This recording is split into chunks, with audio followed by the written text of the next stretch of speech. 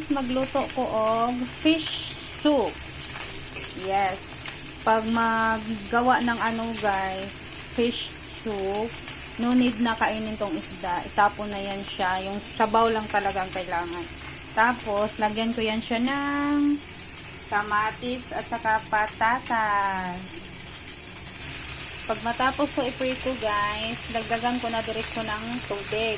Lagay yung kamatis at saka patatas. Okay na ang isda. Butang na nako diri ang kamatis. Saglit lang yan, parang ipainit lang siya. Lagay ko na din ang patatas. Yes, that is patatas. Ihalo sa fish soup.